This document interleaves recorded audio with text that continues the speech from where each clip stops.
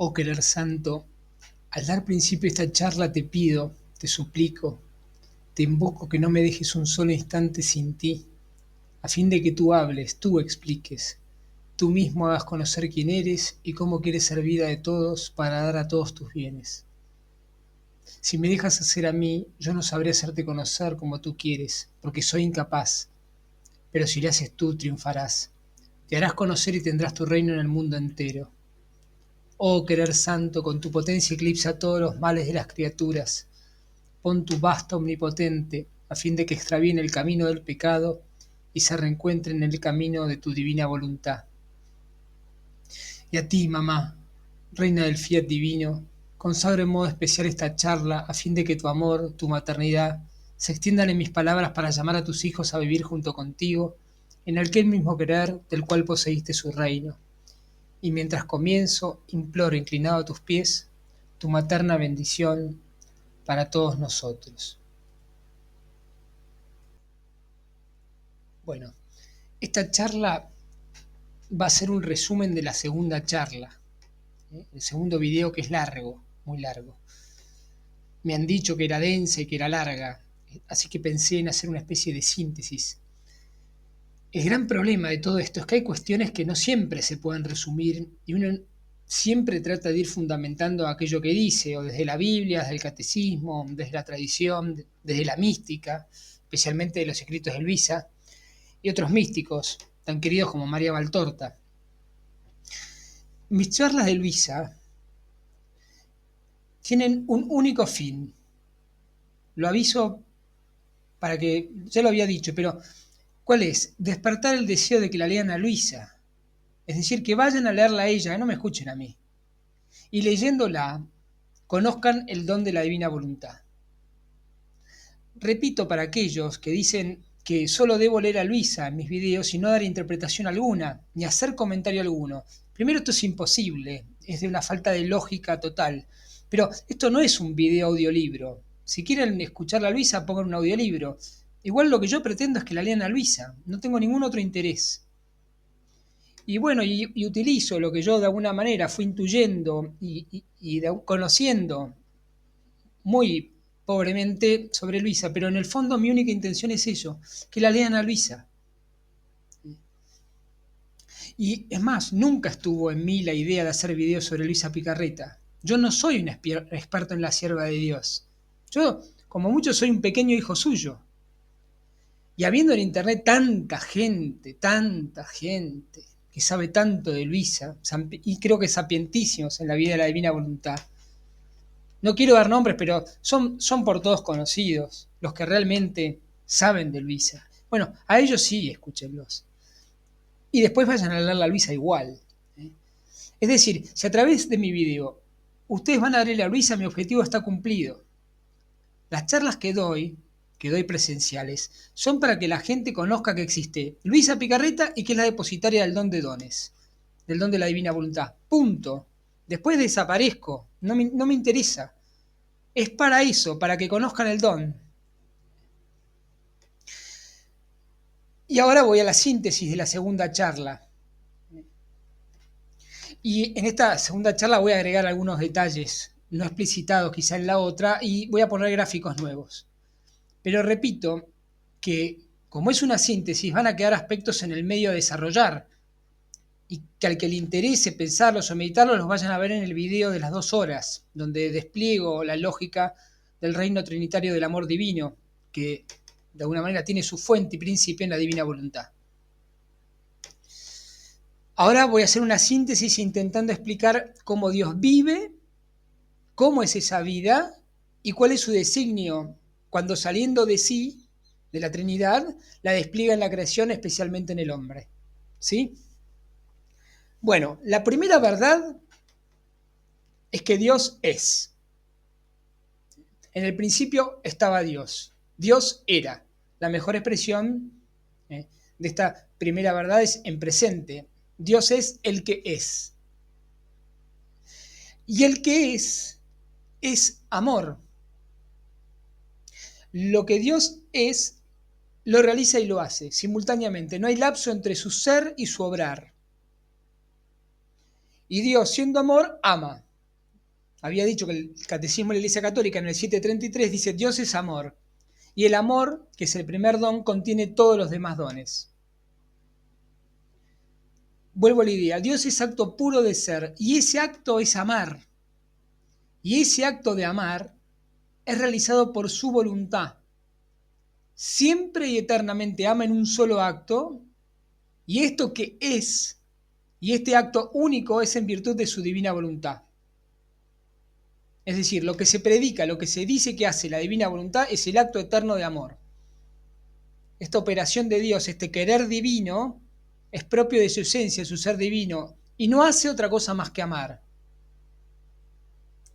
El segundo punto es cómo se realiza este acto único y eterno de amor.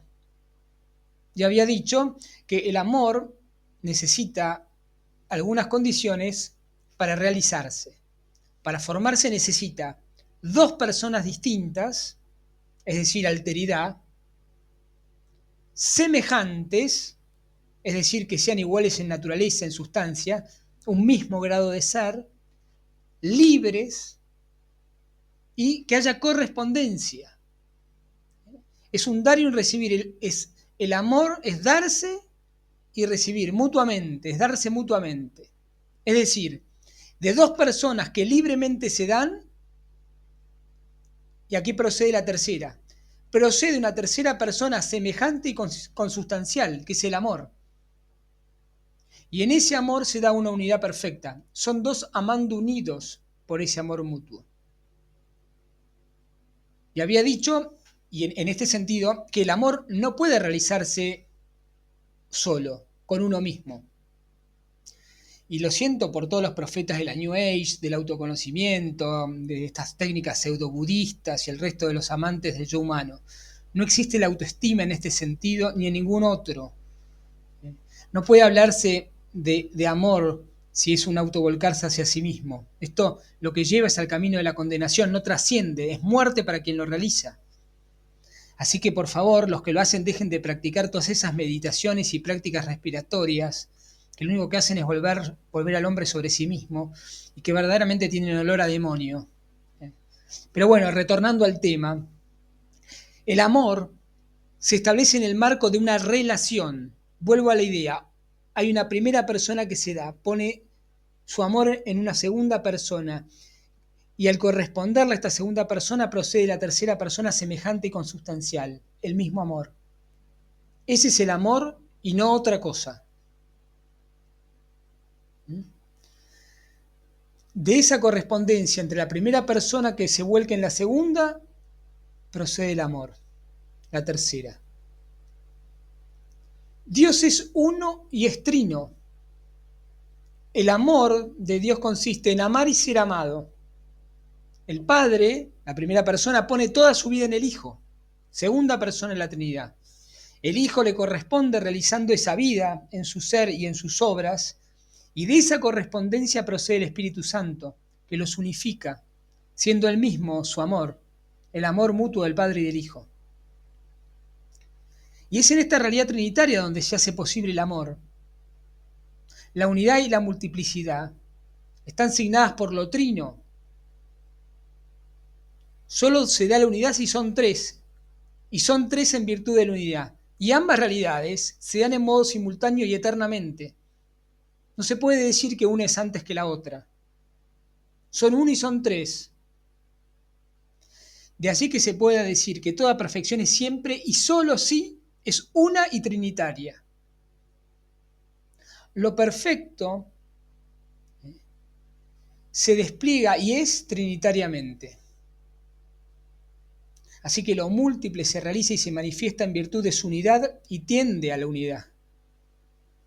Y esto suena un poco a matemática, pero es mucho más.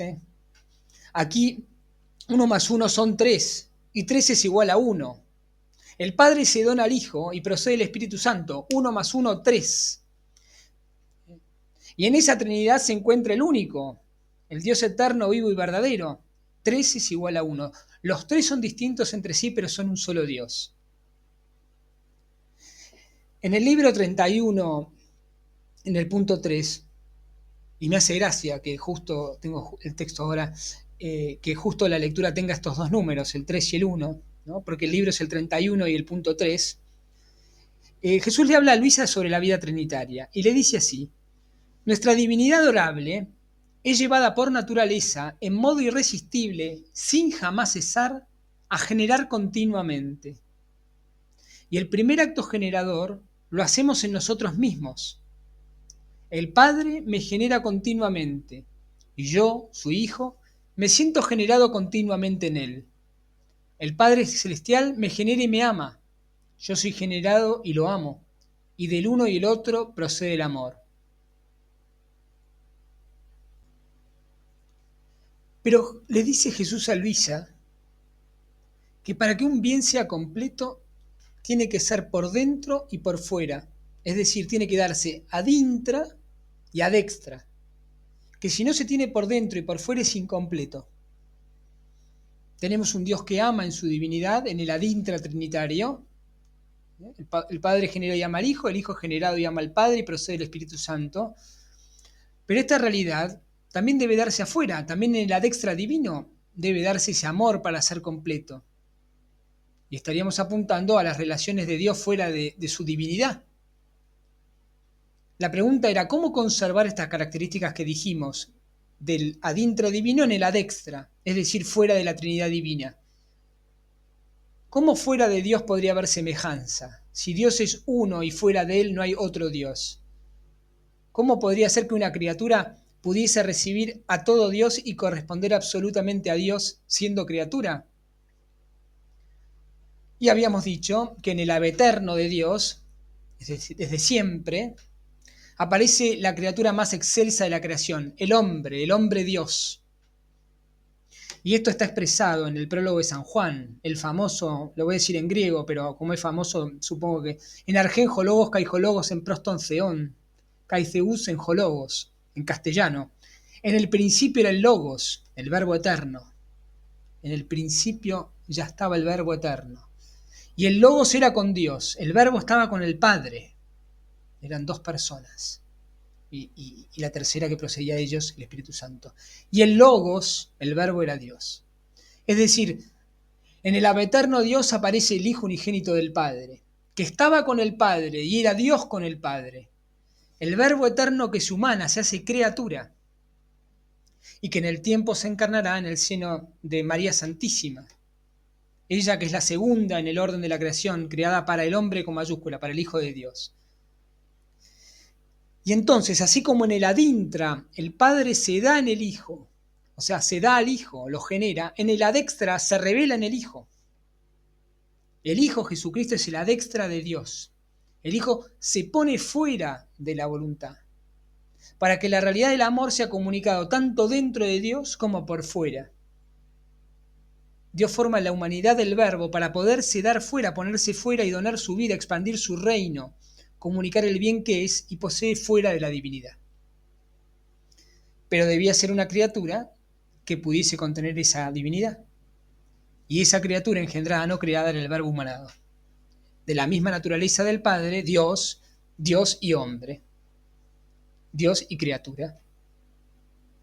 También comenté en la charla qué era reino en los escritos de Luisa, o qué idea de reino había. Reino es la persona donde se pone la vida, donde se deposita una vida. Y que el rey es aquel que deposita, pone su vida, expande su vida en el otro. El rey pone su vida en un reino. En este sentido, siendo Jesús el depositario de la vida divina del Padre, Jesús es el reino del Padre. El Padre genera y pone toda su vida en el Hijo. Él es la imagen visible del Padre y semejante al Padre. Y en esa consustancialidad lleva la vida del Padre realizando las obras que el Padre le encomendó realizar. ¿Cómo se manifiesta la vida del Padre en el Hijo? En las obras que realiza el Hijo, que el Padre le encomendó realizar. Esto está en el Evangelio de San Juan en el capítulo 5, cuando dice: porque las obras que el Padre me ha encomendado llevar a cabo, las mismas obras que realizo, dan testimonio de mí y de que el Padre me ha enviado.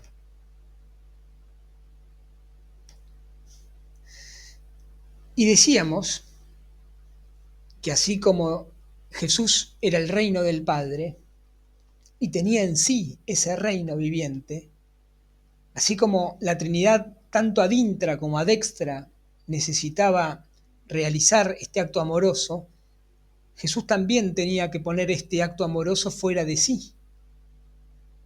El verbo amante también él necesita donarse, ponerse fuera, salir de sí.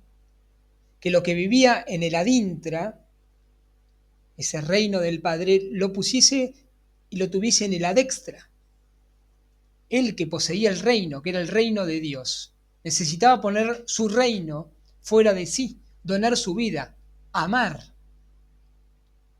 ¿Y dónde va a poner esta vida? La pone en la creación y lo pone como depositario de esa vida al primer hombre, Adán.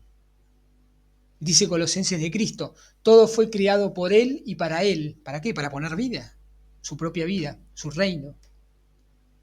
El Verbo pondrá la vida divina, la divina voluntad en Adán, y Adán lo pone en el centro de la creación.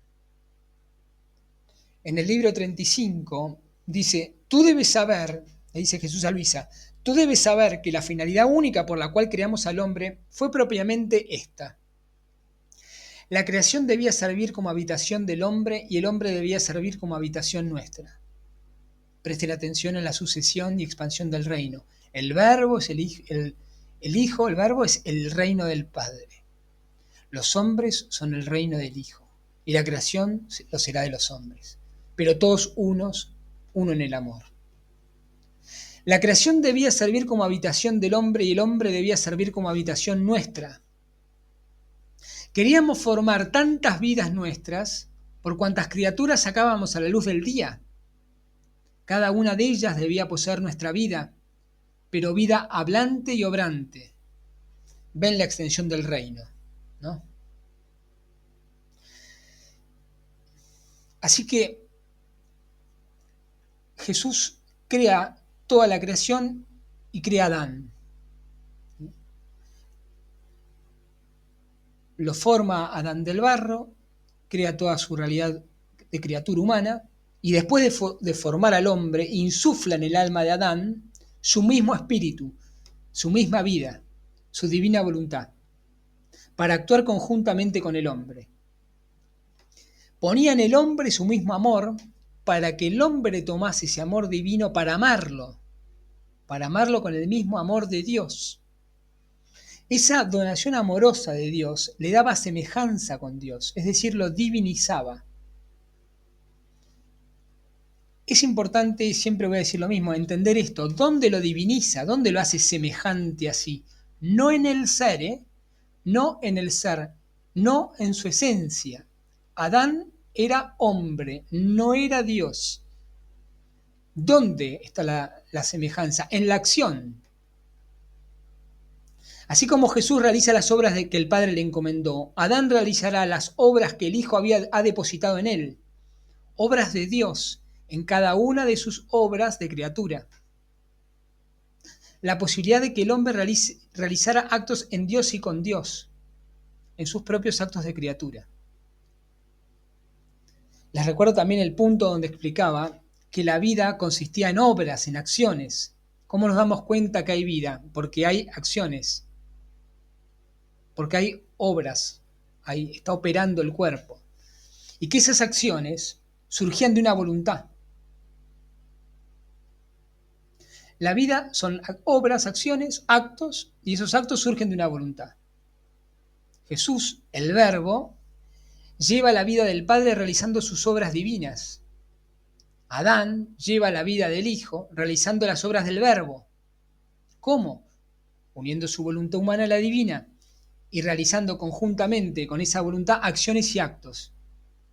En síntesis, viviendo junto y en esa voluntad divina. De la misma manera que en Jesús, que era por naturaleza Dios y hombre, es decir, en Cristo su voluntad humana estaba unida a la divina, actuaban unidas. Lo mismo será en Adán, será imagen del Hijo por naturaleza y recibirá la semejanza por participación, pudiendo obrar junto con Dios. Y así debería haber sido siempre en el hombre.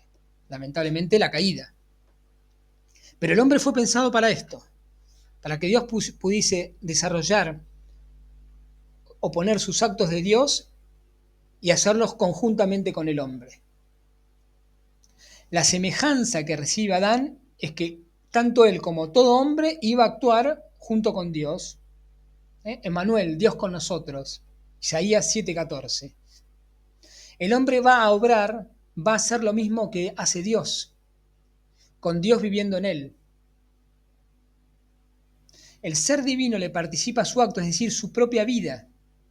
Vida que son actos, actos que realiza la voluntad, la divina voluntad, si son de Dios. El hombre es Dios por participación, no por esencia. Participa de la vida divina, puede vivir la vida divina en los actos que realice. No son vida divina, no son Dios. El hombre nunca va a ser Dios. Pero poder hacer las cosas que hace Dios lo asemeja. Es decir, la vida de Dios se desplegaba en todas sus acciones de hombre, hablando de Adán. En todas sus acciones, orgánicas, sensitivas, instintivas, afectivas, espirituales.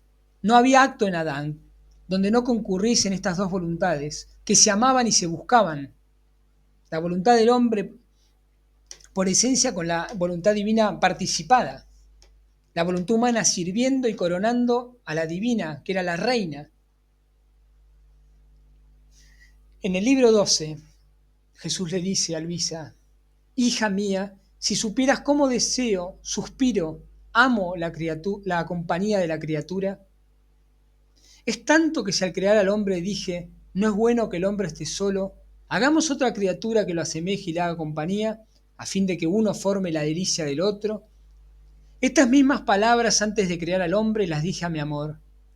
No quiero estar solo, sino que quiero a la criatura en mi compañía.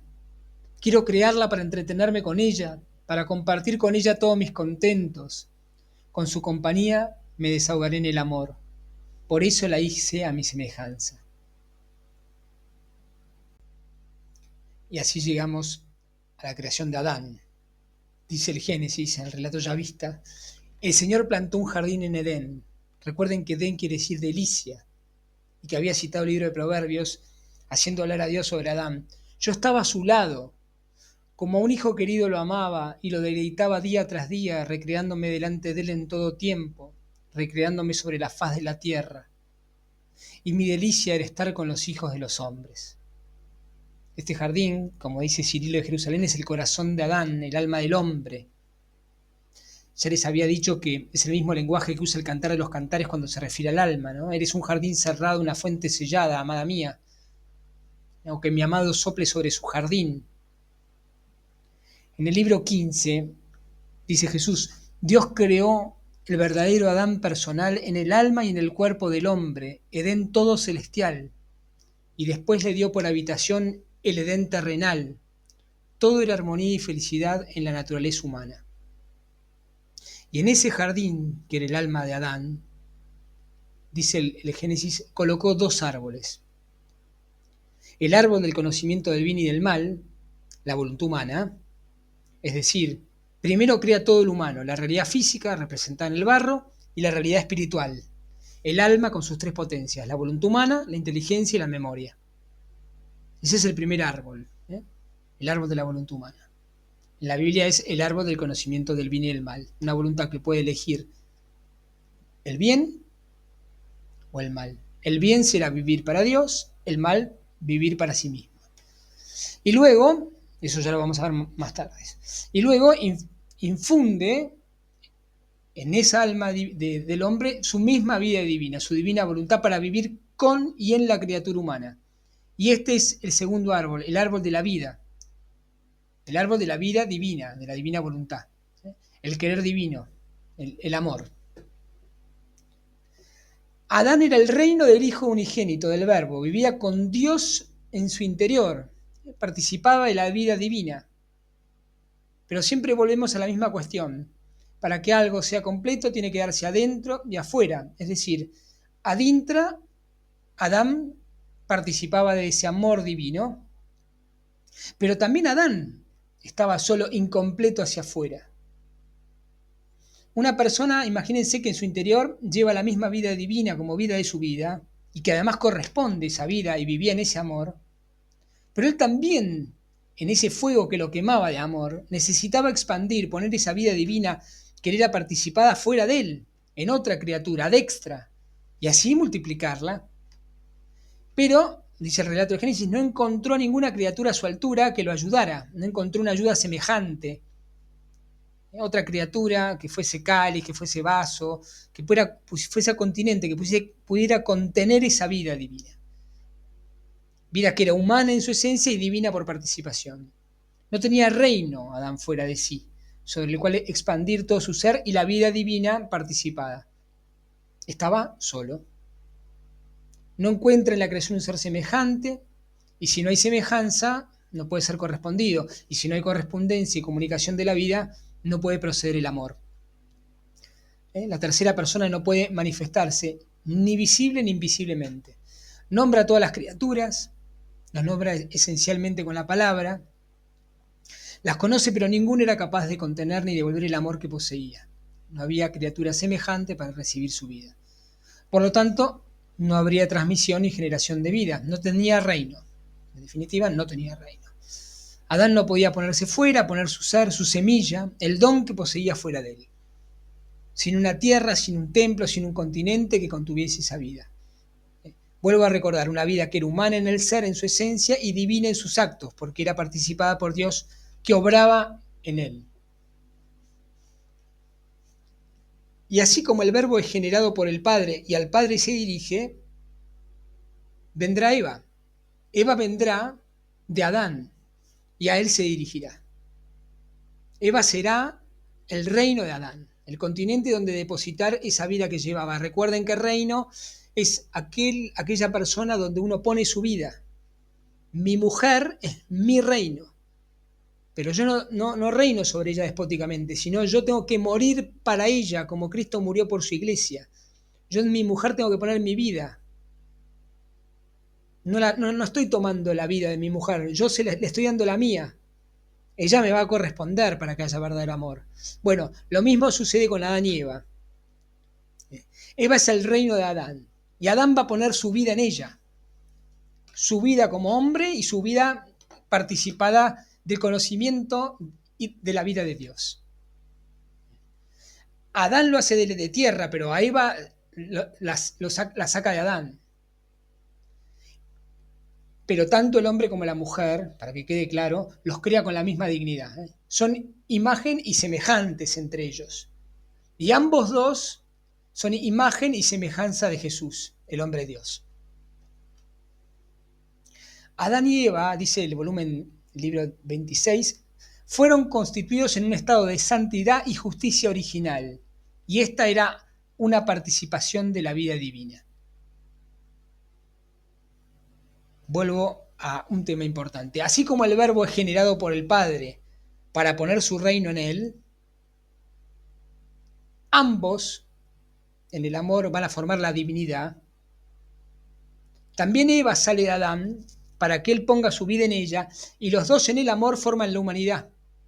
No son dos, son tres. Volvemos a las matemáticas teológicas.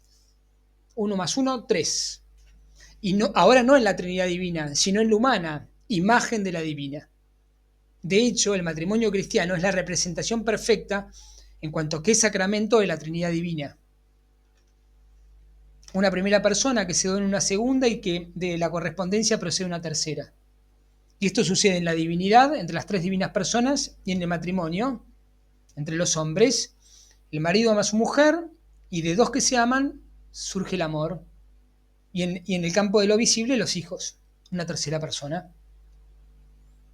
Eva era consustancial, es decir, tenía el mismo grado de ser que Adán. Y esto está expresado en la exclamación gozosa de Adán. Esta sí es carne de mi carne y hueso de mis huesos. Como si dijera, ahora sí puedo amar, poner mi reino fuera, donarme yo completamente. Ella es igual a mí, semejante. Me completo en ella. Y de hecho Eva completa la creación humana. El reino del Hijo de Dios es el hombre completo. Son dos, hombre y mujer, unidos en el amor, al modo trinitario. Ese es el reino completo de Cristo. Varón, mujer. la naturaleza humana que es varón-mujer. En ese sentido se puede decir el hombre está completo y es uno solo verdaderamente cuando el varón y la mujer se unen. Y de dos que se unen procede el amor. Ya dijimos, sacramentalmente esto es el matrimonio. Y todo sacramento, como el matrimonio, comunica la vida divina. Ahí hay una vida divina. El matrimonio sacramental es la realización del plan primigenio de Dios en el hombre. Dos personas unidas en el amor, pero una sola naturaleza, la humana. En el libro 26, también refiriéndose a Adán y Eva, Jesús les dice: mira y escucha, hija mía, en el principio, cuando Adán y Eva fueron creados, le fue dado el Edén por habitación, en el cual eran felices y santos. Pero había una realidad. Adán tenía el reino de la vida divina en sí, la vida de Dios viviente en él, viradintra, y podía extender esa vida en Eva. Es decir, que también tenía su reino ad extra Adán. Ahora el problema es Eva. En cambio, Eva no tenía su propio reino, su ad extra. Ella era participada de esa vida divina a través de Adán, que era el primer depositario. Pero ¿dónde ponía esa vida divina que le era participada fuera de sí Eva? Pensémoslo así. Adán era como un sacerdote que distribuye la Eucaristía a sus hijos, ¿no es cierto? Eva era esta hija salida de él mismo y él la iba a ir nutriendo de todo ese conocimiento divino que le era dado. Eva participaba de ese reino divino adintra en la medida que lo iba conociendo a través de Adán, viéndolo obrar a Adán. Pero a Eva le faltaba también tener su reino, donar esa vida, poner su reino afuera. ¿Dónde pondría su vida la mujer? ¿Quién sería el reino de Eva? Ella que había salido de Adán y era carne de su carne y hueso de sus huesos. También ella quería donar la vida que le era participada. ¿Cuál es el reino de la mujer? Pregunta, ¿no? ¿Qué sale del seno de la mujer y es carne de su carne y hueso de sus huesos? Y aún más, corazón de su corazón.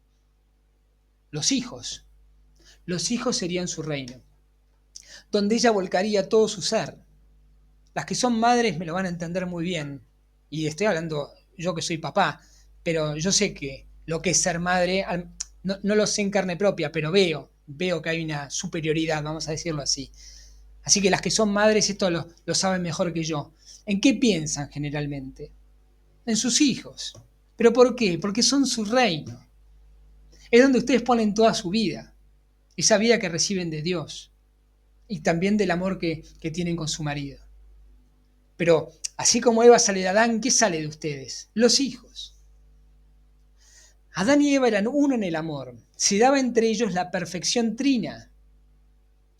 Pero lo que existía en el campo de lo espiritual, de lo invisible, también debía tener su expresión, su realización en lo visible. De Adán y Eva, que se comunicaban la vida divina depositada en ellas, y de esta comunicación de vida procedía el amor uniéndolos, también debía surgir en el orden de la creación una tercera persona, consustancial. Y esos serían los hijos que vendrían, que a la vez estos hijos, uniéndose en el amor, extenderían aún más el reino divino en la creación toda, para gloria de Dios. Pero la divina voluntad todavía no les había revelado el misterio de la concepción humana, de ese donarse la vida divina y cómo dar a luz otro semejante. Ustedes me dirían, ¿pero por qué? Porque los hijos de Adán y Eva iban a ser, además de hijos de hombre, hijos de Dios. Iban a llevar a Dios viviendo en ellos. No era una mera concepción. No, como la concepción de ahora. Yo y mi mujer tuvimos hijos de hombres. ¿Y cuándo fueron hijos de Dios? Cuando los bautizamos. Pero estamos en una época donde no había sacramentos. Naturalmente los hijos de los hombres hubieran sido hijos de Dios.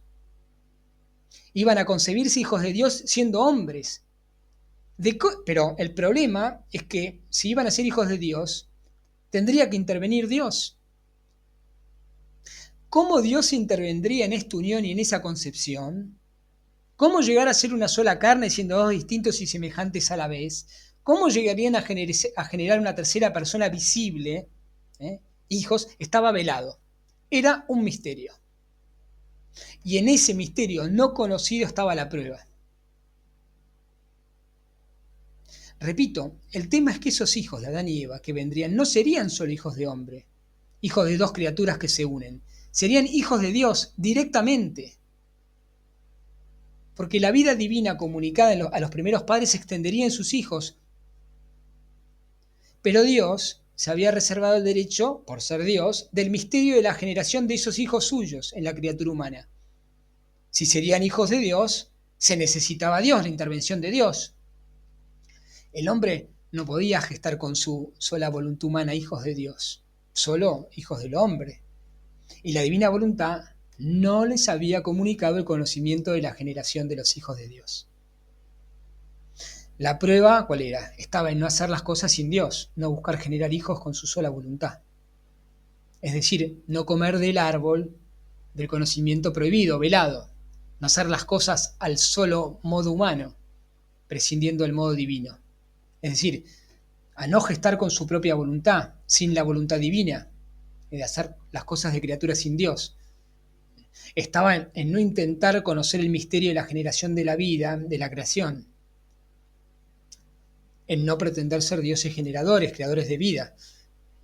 La generación de la vida humana que iba a ser participada por la divina era un misterio velado. ¿Qué pasó entonces?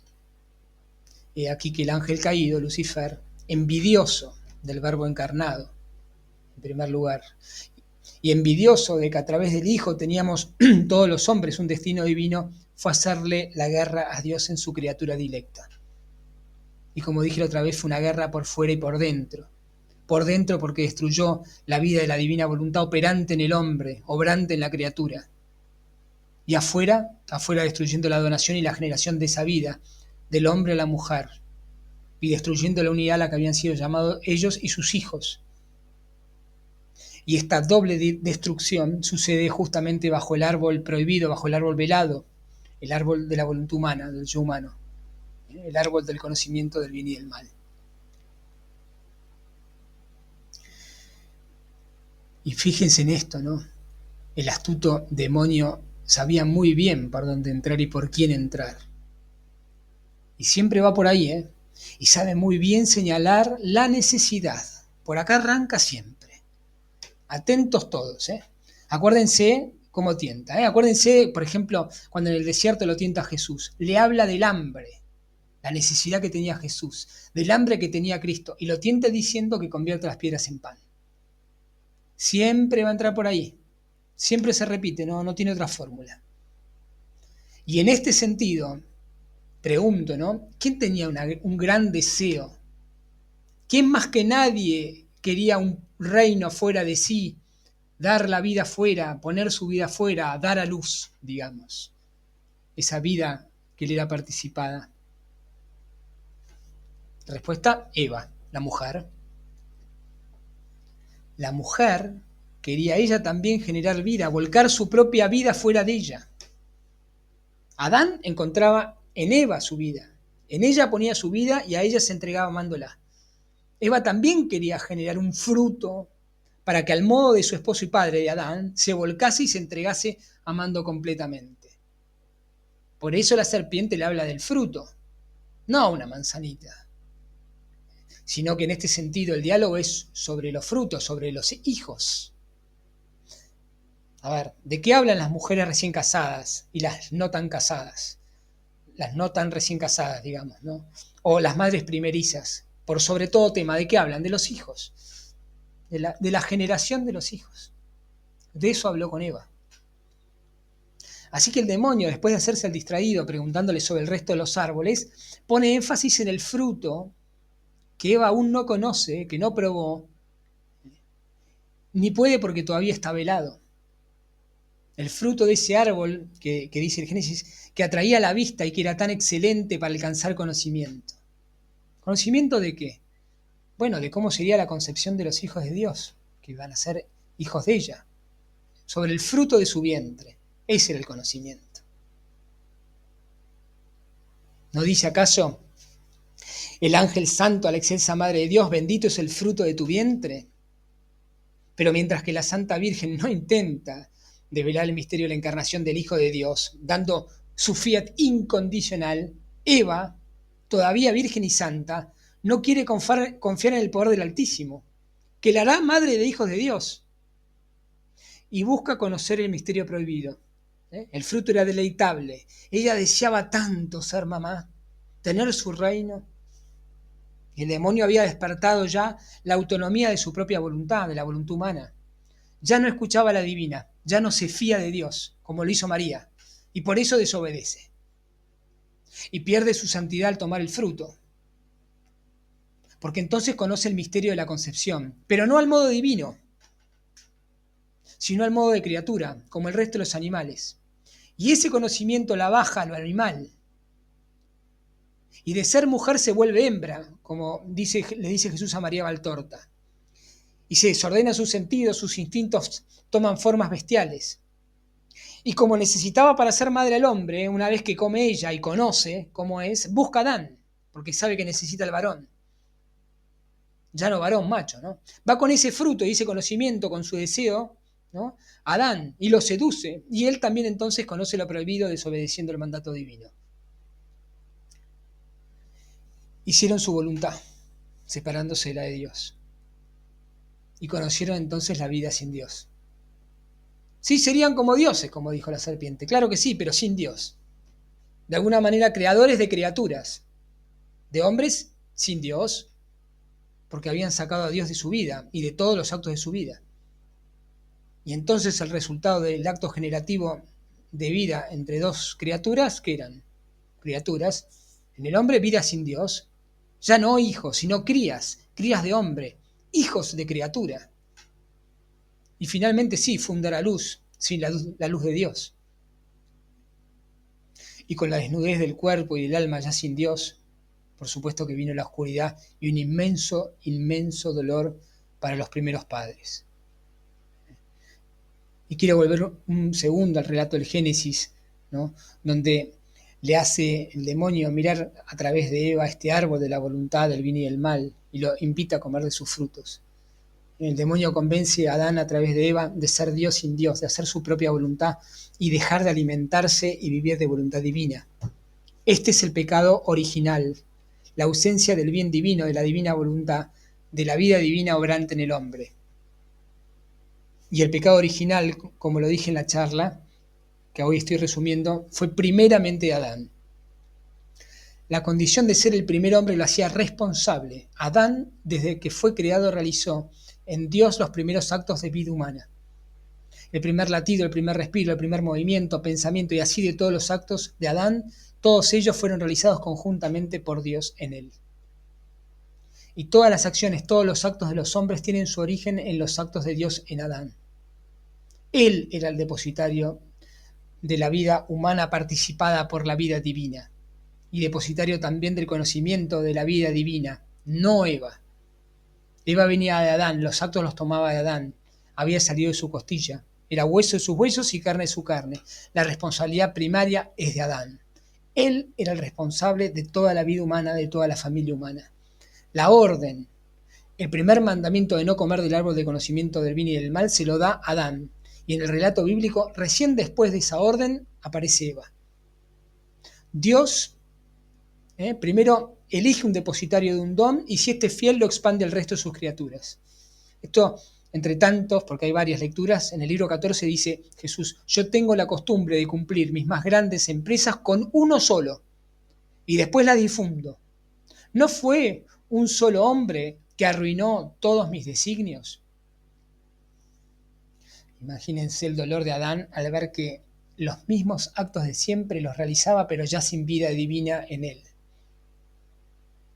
El ejemplo que pongo siempre, ya seguramente me escucharon, es como si se nos murieran todos los seres queridos en un momento y ya no los viéramos más. Y más que eso, multiplíquenlo al infinito. Se quedó sin nada, nada, nada, nada valía la pena ya para él, porque no lo tenía Dios viviente en él. Si hubiesen hecho como María, que al anuncio del ángel cantó el Magnificat, ¿no? Eva podría haber dicho también con María, o como María, desde ahora me llamarán bienaventurada todas las generaciones porque el poderoso ha hecho obras grandes en mí. Pero Eva, ella, no esperó que el Todopoderoso obrara en ella, y quiso obrar por sí sola, tentado por el demonio, y buscó a su marido para alcanzar el fruto deseado, ser madre. Y claro que sería madre, pero sus hijos no serían hijos de Dios, solo serían hijos del hombre, criatura. Y el fruto de esa caída fue primeramente Caín. Y todos sabemos lo que el primer fruto del vientre de Eva hizo con Abel, su segundo hijo. Si también Adán y Eva hubieran pronunciado el fiat mi secundum verbum tuum, el hágase en mí según tu voluntad, según tu palabra, según tu voluntad divina, si hubiesen sabido esperar el designio divino y obedecido y permanecido en la voluntad divina, obviamente que pasado la prueba, la plenitud del reino se le hubiese dado a todos los hombres y primeramente a ellos. Pero la historia sigue. Luego de la caída y el pecado original, la voluntad en el hombre se había separado de la voluntad divina. El árbol de la voluntad humana, el árbol del conocimiento del bien y el mal, cae sobre el de la divina voluntad, sobre el árbol de la vida, lo cruza, se vuelve cruz. Pero los dos maderos quedan separados, desunidos. Nadie puede volver a unirlos. Me viene ahora a la mente, perdonen, siempre estoy con excursus, pero el pasaje del Apocalipsis, cuando el ángel de Dios grita con voz potente, ¿no? El Apocalipsis, ¿eh? ¿Quién es digno de abrir el libro y romper los sellos? Y dice Juan, no se encontró a nadie, ni en el cielo ni en la tierra, que fuera capaz de abrir el libro y de leerlo. Y en el relato Juan dice, y rompí en llantos porque nadie podía abrir los sellos y restituir en el fondo el reino de Dios. Pienso que así amargamente lloraron Adán y Eva, porque ellos ya no podían volver a vivir vida divina. Es decir, ¿quién es digno de abrir? ¿Quién puede recomponer esto que se destruyó? Y en el Apocalipsis, sigo con el excursus, Juan es consolado por uno de los ancianos que le dice, no llores más. Acaba de triunfar el león de la tribu de Judá, el brote de David. Él abrirá el libro y sus 7 sellos. También Adán y Eva son consolados con la promesa de un redentor y de una mujer que vencerá al dragón, dando al mundo el fruto sagrado del árbol de la vida, que es Jesucristo. En la primera de Corintios, capítulo 15, San Pablo dice, habiendo venido por un hombre la muerte, también por un hombre viene la resurrección de los muertos. Pues del mismo modo que en Adán todos mueren, así también todos revivirán en Cristo. Porque siempre es el Verbo Jesús, quien luego de la caída, no, siempre es el Verbo en todo. Luego de la caída Jesús le dice al Padre, Padre, yo voy a rehacer todas las cosas, voy a volver a unir las dos voluntades, la humana con la divina. Yo puedo hacerlo. Yo que soy Dios y que soy hombre, yo que tengo voluntad divina como Dios y voluntad humana, yo puedo devolverte la gloria del principio, al hombre que creamos a nuestra delicia. Yo puedo devolverte en mí a todos los hombres, devolverte la criatura dilecta, la que creamos para amar y ser amados, aquella que debía saciar nuestra sed de amor, donde podíamos volcar toda nuestra divinidad, aquella criatura que tomándonos nos multiplique y extiende nuestro reino de amor y de querer divino. Y entonces el Verbo se hizo carne y puso su morada entre nosotros. Él, el Emanuel de Dios, el Dios con nosotros, que nace de una Virgen Santa y toma la humanidad destruida para arrasarla en sí mismo. La rehace uniendo y religando la voluntad humana otra vez con la voluntad divina en todos los actos de sus 33 años de vida en la tierra. El hombre en Adán, o por Adán, había deshecho la posibilidad de su vida con Dios, de la vida de Dios en el hombre. Bueno, ahora en Jesús la recrea, la rehace en sí mismo de nuevo. Desde la concepción hasta su muerte, rehace al hombre, uniendo todos los actos propios del hombre de nuevo con Dios. Une las dos voluntades, los dos árboles, las dos ramas en la cruz y la sella con su sangre. Había comentado en la charla, como buen carpintero une los dos maderos. Y en las horas de la pasión de Luisa, Dice que Jesús al tomarla, miren lo que es el carpintero, mide su ancho y su largo y establece la porción para todas las criaturas. Y dice también que dota la cruz, ¿no? Acuérdense que la dote es lo que trae el novio para desposarse con su criatura, con su novia, y Jesús, su dote es la cruz. Dice, dota la cruz con nudo de nupcias. Y dice que las dota suficientemente para vincularlas a la divinidad, para que la voluntad en Él, en Cristo, la voluntad humana quede muy fijada a la voluntad divina y ya no se puedan separar. Y para ir terminando, Jesús cumple su tarea de redentor. Él nos reconcilia con Dios y devuelve el reino del Padre. En Cristo y en María, la voluntad humana quedan unidas a la divina, o están unidas en la divina, junto a la divina. ¿Y ahora? ¿Y ahora qué falta? ¿O quiénes faltan? Jesús ya realizó la tarea, perfectamente, acabadamente. ¿Quiénes tienen que completar lo que resta de los padecimientos de Cristo? Él ya cumplió su parte. ¿Quiénes faltan? Nosotros. Si nosotros no tomamos nuestra cruz, nuestra porción de la cruz de Cristo, no nos salvamos. Si algo falta es que falto yo. Y falto yo si no uno mi voluntad a la divina. Si no me crucifico y acepto la cruz como el buen ladrón, como San Dimas. Yo tengo que morir crucificado como Cristo murió crucificado por mí. Jesús en Él deja la puerta abierta. Él es la puerta del Apocalipsis que nadie puede cerrar. Para que siguiéndolo, y Él es el camino, recuperemos la vida, que también es Él es la vida. Él es el árbol de la vida.